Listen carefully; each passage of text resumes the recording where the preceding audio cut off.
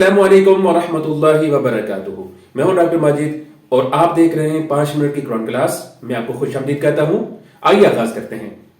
فَأَزَلَّهُمَا پھر ان دونوں کو پھسلایا الشیطان شیطان نے عنہا اس سے فَأَخْرَجَهُمَا پھر انہیں نکلوا دیا مِمَّا كَانَ اس سے جس میں وہ تھے فیہ اس میں.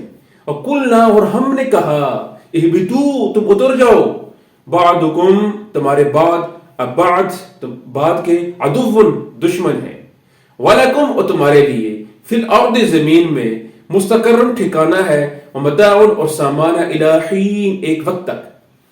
فتلقا پس حاصل کر لیے آدم نے من ربی اپنے رب سے کلمات کچھ کلمات فتابا پس اس نے توبہ قبول کی علیہ اس کی انہو بے شک وہ والتواب توبہ قبول کرنے والا الرحیم اور رحم کرنے والا ہے. تو ہمارا ترجمہ کو اس طرح سے ہوگا لیکن شیطان نے ان کو بکا کر وہاں سے نکلوا دیا اور ہم نے کہہ دیا اتر جاؤ تم ایک دوسرے کے دشمن ہو اور ایک وقت مقررہ تک تمہارے لیے زمین میں ٹھہرنا اور فائدہ اٹھانا ہے. حضرت آدم علیہ السلام نے اپنے رب سے کلمات سیکھ لیے اور اللہ تعالیٰ نے ان کی توبہ قبول فرمائی. بے شک وہی توبہ قبول کرنے والا اور رحم کرنے والا ہے. آپ کا مفہوم سمجھتے ہیں. اللہ تعالیٰ نے آدم علیہ السلام کو جنت میں سکونت اختیار کرنے کا حکم دیا اور ساتھ یہ بھی حکم دے دیا کہ آزمائش کے طور پر یہ ایک درخت ہے اس کے قریب بھی آپ نے نہیں جانا. تو شیطان چونکہ انسان کا اصلی دشمن ہے تو اس شیطان نے آدم علیہ السلام کو بھگا دیا اور آدم علیہ السلام اور اماں حوا نے اس پھل میں سے کھا لیا. جو ہی انہوں نے پھل کو کھایا تو ان کے پورے وجود سے جو کپڑے تھے وہ اتر گئے تو وہ پریشان سے ہو گئے اور جنت کے پتوں سے اپنے وجود کو ڈھانپنے لگے. تب آدم علیہ السلام کو حکم دیا گیا کہ آدم اب آپ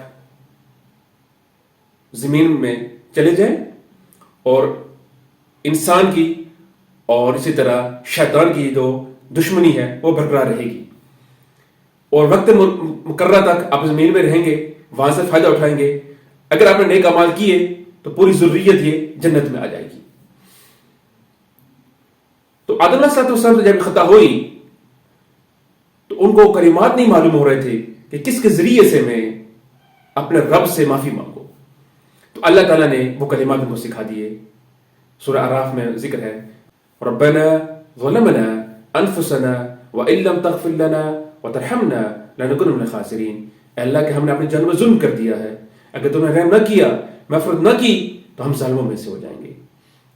ان کلمات کے ذریعے آدم علیہ السلام نے اللہ تعالیٰ سے معافی مانگی تو اللہ تعالیٰ نے ان کو معاف کر دیا. اور انشاءاللہ العزیز باقی تفصیلات ہم اگلے سیشن میں بیان کریں گے.